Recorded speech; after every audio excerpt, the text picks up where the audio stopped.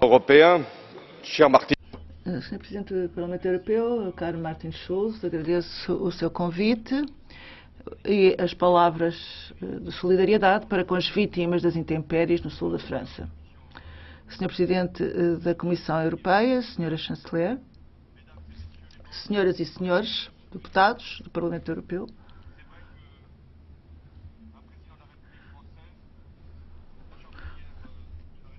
um Presidente da República Francesa, a Chanceler Federal da Alemanha,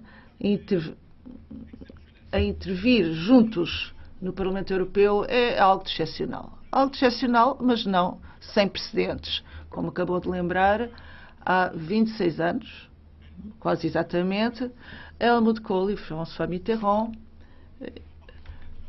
intervieram aqui no Parlamento Europeu. Nessa altura, soprava um vento de liberdade no nosso continente que abatia os muros e emancipava os povos, restituindo esperança às nações.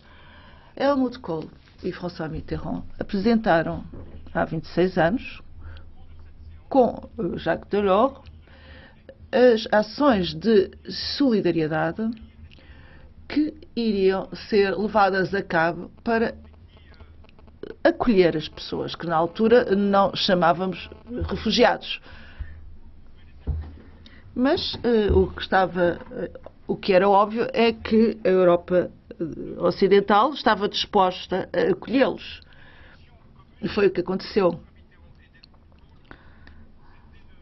François Mitterrand e Helmut Kohl tinham uma vontade comum, construir uma união política da Europa, prolongando e ampliando o mandato dos pais fundadores.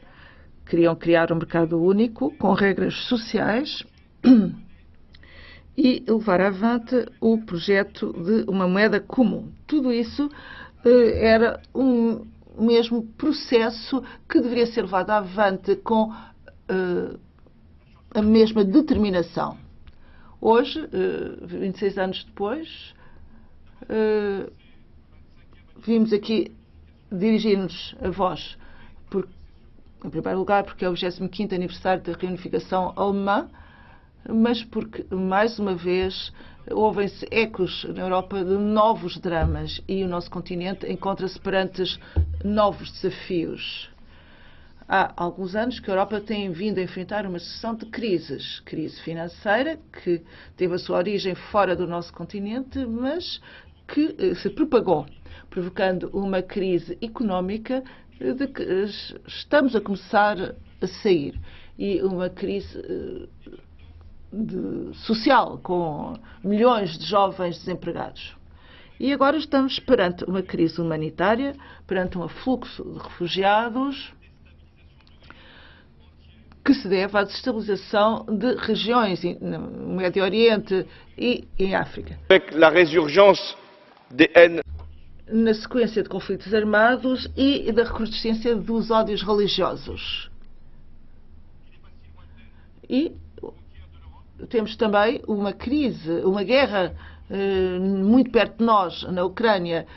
Temos os ataques terroristas de que foram alvo vários países do nosso continente, entre os quais o meu.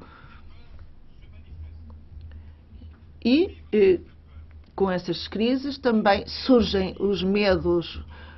Nós devemos aprender a viver com esse medo, mas não devemos viver dominados por ele. Surgem as tentações de as pessoas se fecharem sobre si próprias, os países se fecharem sobre si próprios a nível nacional, mas é um esforço vão, porque estes acontecimentos são acontecimentos que estão a acontecer em todo o mundo. E a história ensina-nos que assim é. Claro que os medos e as interrogações poderão ser sinceros, mas não podem condenar a Europa à falta de coragem e à impotência. A Europa deve ser capaz de garantir a proteção que é devida aos cidadãos e também deve desempenhar o seu papel, o papel que corresponde aos seus valores, valores que estiveram na origem desta construção. Para garantir a nossa soberania, teremos de respeitar os nossos valores. Nos últimos meses, a França e a Alemanha quiseram reagir a estes desafios de forma unida, conjunta. Tentámos responder através da afirmação de princípios simples e claros: solidariedade, responsabilidade, firmeza. Solidariedade perante o terrorismo. Um atentado cometido num dos nossos países é um atentado contra toda a Europa, contra os seus ideais, a sua cultura, a sua forma de viver. É um atentado contra a alma do nosso continente. Eu gostaria de agradecer o chefe de Estado e de Governo e os deputados europeus que, no dia 11 de janeiro, em Paris, nos acompanharam para dar provas da sua solidariedade e do seu apego aos valores que nós representamos e que queremos defender face aos ataques terroristas que querem destruir a força que nos une. Solidariedade para com os refugiados, que são vítimas das convulsões no Médio Oriente e dos dramas em África. Solidariedade para com os Estados europeus que estão na linha da frente porque estão nas fronteiras externas. Solidariedade para com os países vizinhos das zonas de conflito que recebem elevados números de refugiados. Solidariedade para com a África, que está a lutar pelo seu desenvolvimento e para evitar esses grandes êxodos de população. É necessário olharmos a realidade de frente. Estamos confrontados com a chegada de centenas de milhares de mulheres, homens e mulheres, que muitos deles fogem à guerra, fogem aos massacres, outros procuram uma vida melhor. Todos eles viveram em condições tremendas, foram vítimas de traficantes sem escrúpulos, alguns morreram em condições atrozes. Até neste momento já conhecemos algumas das caras dessas pessoas. E a Europa tentou salvar vidas, em primeiro lugar, lutando contra os traficantes criminosos, reforçando a ação do Frontex. Mas é verdade que a Europa, não tardou um pouco em compreender a esperança que suscita e ainda suscitará durante muito tempo entre aqueles que vivem numa noite em que entrevêem a esperança e a luz. E a Europa não se preparou para receber essas pessoas que chegam cada vez mais numerosas. A Europa deverá mostrar-se digna dos seus valores, dando asilo a essas pessoas e organizando o retorno daqueles que não podem ficar de forma permanente na Europa. O presidente Juncker estabeleceu um plano que tinha por objetivo, em primeiro lugar, apoiar a Itália e a Grécia, que estão na primeira linha e que não podem ficar ser abandonados e enfrentarem este problema de forma isolada. Também nos Balcãs existem problemas difíceis. É necessário estabelecer uma cooperação mais estreita também com a Turquia e estão em curso discussões que se deverão concluir através do estabelecimento de regras claras, porque os refugiados, na medida do possível, deverão ser acolhidos na Turquia. Mas também nós deveremos ajudar a Turquia para que a Turquia nos possa ajudar. É necessário que esses refugiados possam trabalhar, possam dar de comer aos seus filhos, é necessário que tenham um futuro. Se isso não acontecer, eles virão para a Europa. Também devemos instituir centros de acolhimento e de identificação. São uma condição essencial para que as nossas fronteiras sejam respeitadas. E deveremos também repartir os requerentes de asilo entre os vários Estados-membros. Não foi fácil, mas fizemos em relação a 160.000 pessoas. E devemos verificar que os compromissos assumidos serão respeitados. Este plano deverá ser agora aplicado o mais rapidamente possível. Os princípios são estes: solidariedade e responsabilidade. São os mesmos princípios que se aplicaram à situação da Grécia. As negociações foram difíceis, nós participámos,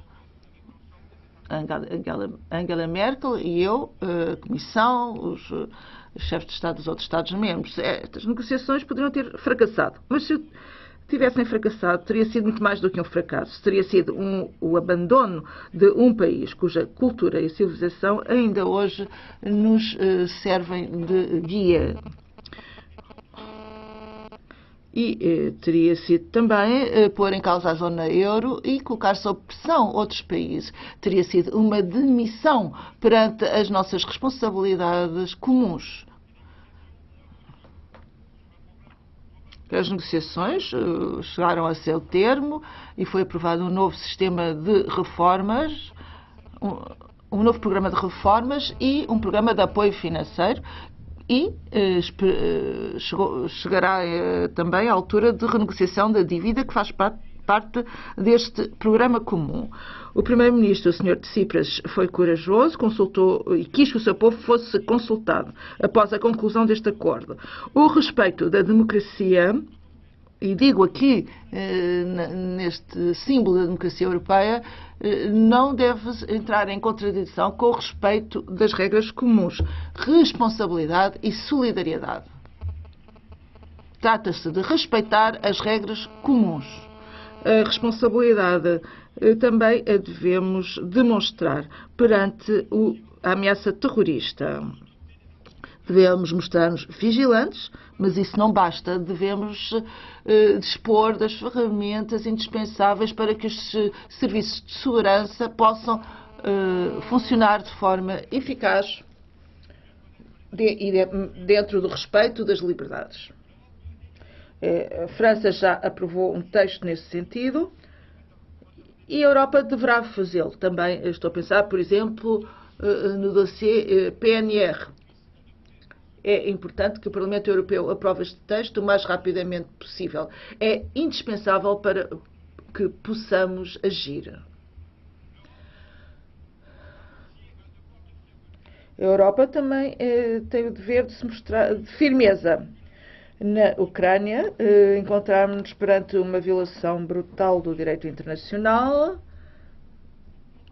Era necessário prevenir uma guerra às portas do nosso continente. Os 28 Estados-membros mostraram-se unidos, aprovaram e aplicaram sanções. Houve debates legítimos quanto à eficácia e à duração desse mecanismo de sanções. A França e a Alemanha tentaram dar vida aos acordos de Minsk e lutaram pela sua aplicação. Ainda há alguns dias, reunidos no formato dito de Normandie, tentamos não só aplicar os termos de Minsk, mas também evitar outros processos de separação. E essa pressão aplicada em nome da Europa na sua globalidade foram particularmente eficazes. As eleições que os separatistas tinham decidido organizar em meados de outubro foram adiadas e o processo de Minsk pôde continuar e os armamentos sans que la paix soit encore revenue. Voilà. Os armamentos ligeiros já foram retirados e em breve o mesmo acontecerá com o armamento mais pesado.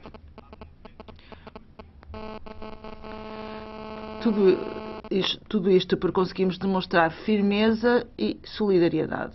a nível europeu. Firmeza também em relação ao drama sírio, porque Daesh é uma ameaça contra tudo aquilo que nós representamos. E porque o regime de Bashar al-Assad continua a alimentar este desastre. Ainda hoje estão a bombardear, a matar e a massacrar. Aquilo que está a acontecer na Síria diz respeito à Europa, porque irá determinar durante muito tempo os equilíbrios regionais no Médio Oriente. Se deixarmos que os conflitos religiosos e, sobretudo, os conflitos entre xiitas e sunitas, que já existem há vários anos, se deixarmos que esses conflitos aumentem em dimensão, vermos perante uma situação incontrolável que, para além do mais, se poderá alargar ao território europeu. A Europa deve agir do ponto de vista humanitário, político e diplomático. Devemos construir na Síria, com todos aqueles que puderem contribuir, um futuro político, de forma que a população síria tenha uma alternativa que não seja só Daesh ou Bashar al-Assad. É o nosso dever enquanto europeus. Eu lanço um apelo a toda a Europa a exercer pressões para que a transição política ocorra. Todos nós sabemos, independentemente das nossas convicções, que não é possível que a oposição democrática possa entrar em negociações com o carrasco do povo sírio. Todos nós, Europa, Estados Unidos, Rússia, devemos fazer os possíveis para chegar a uma solução política.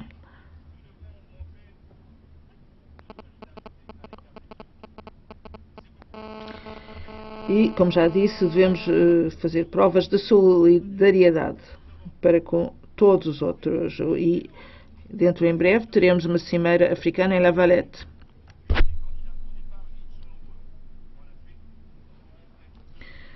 E só através da nossa solidariedade é que poderemos convencer os candidatos à expatriação em África a permanecerem nos seus países. Abordando vários temas que dizem respeito à Europa. O debate é semelhante aqui e nos vários países. É o debate entre soberania para a Europa ou soberania nacional. É o debate entre a divisão e a união. O debate não é entre menos Europa ou mais Europa.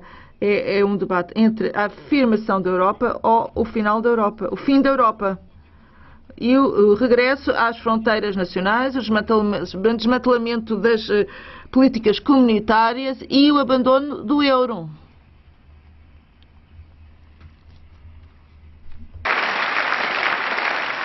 Je constate bien, Monsieur le Président, que le débat existe ici aussi. Verifico que o debate existe aqui também, Sr. Presidente.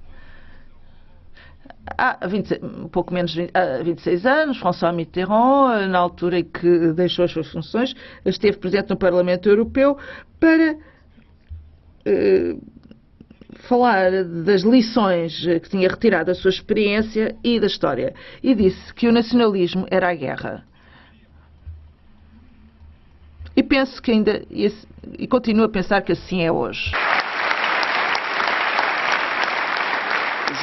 Je vais ajouter un codicile ou un complément. Mas acrescentarei um complemento. O nacionalismo é o declínio. É perigoso não dar esperança a uma população. É perigoso não construirmos em conjunto.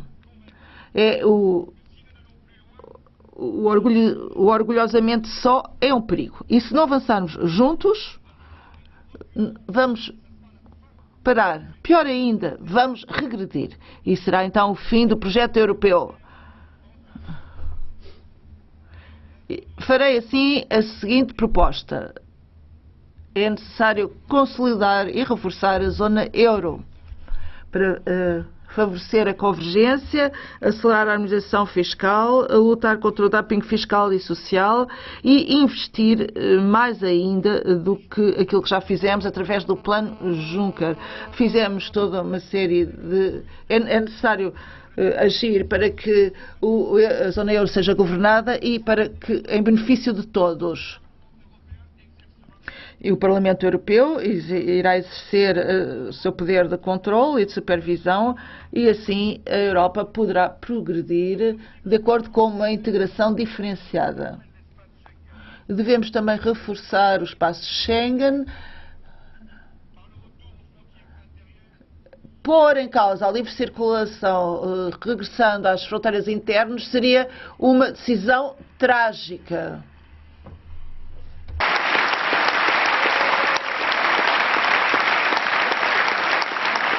Mais prétendre que Schengen, dans son fonctionnement... Mas imaginar que o atual funcionamento de Schengen permitiria fazer face às pressões nas fronteiras externas que existem neste momento seria uma ilusão. Será necessária uma assistência reforçada aos Estados que estão na linha da frente. Será necessário criar um corpo de guarda-costeiros europeus, como propôs o Presidente da Comissão. Será necessário também defender uma política de asilo mais coerente através da definição de países de origem seguros e de uma convergência dos direitos e das condições oferecidas aos beneficiários do direito de asilo. Relativamente a todos estes temas, devemos optar devemos optar. E a opção é seguir em frente e não regredir. O mesmo deverá acontecer em dezembro próximo, quando da Conferência de Paris sobre o Clima, e eu saúdo os compromissos assumidos pela Europa em relação a essa conferência que levaram a China, os Estados Unidos e muitos outros a avançar no sentido de uma perspectiva de acordo. Ainda muitos países ainda não apresentaram as suas contribuições. Nós, europeus, devemos instaurar um grande mercado do carbono para orientar os investimentos no sentido de tecnologias mais limpas. Eu saúdo o papel do Parlamento Europeu no âmbito das negociações sobre o clima. Enquanto puderem apoiar os esforços dos vossos países e da Europa no seu conjunto, devem fazê-lo de forma a chegarmos a um acordo. E os financiamentos.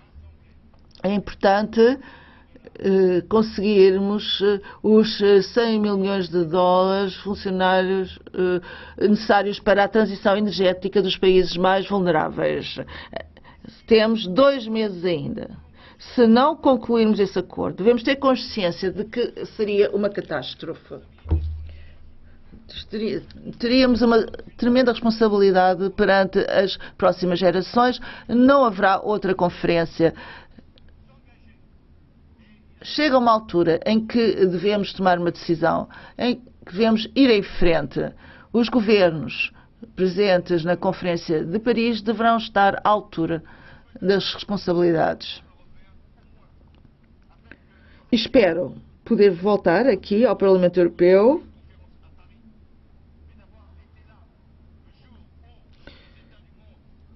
e poder dizer, com orgulho, que estive presente nos dias em que os Estados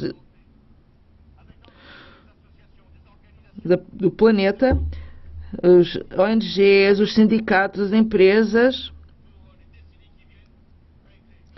conseguiram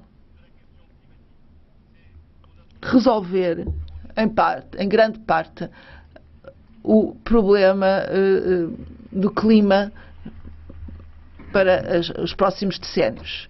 É uma ocasião, uma oportunidade que devemos aproveitar. A nossa agricultura e a segurança alimentar a qualidade dos produtos. Devemos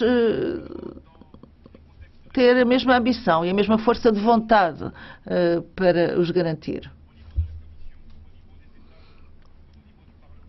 A nível da Comissão, dos Estados, do Parlamento, devemos recolher uma maioria que nos permita garantir a qualidade dos nossos produtos e ajudar os mais vulneráveis. E falando de acordos comerciais, eu gostaria agora de referir o acordo atualmente em negociação com os Estados Unidos. A França gostaria que essas negociações representassem um avanço, que sejam dadas garantias que permitam identificar os produtos, rotulagem, transparência, denominações de origem, proteção dos investimentos e mecanismos de resolução dos diferendos.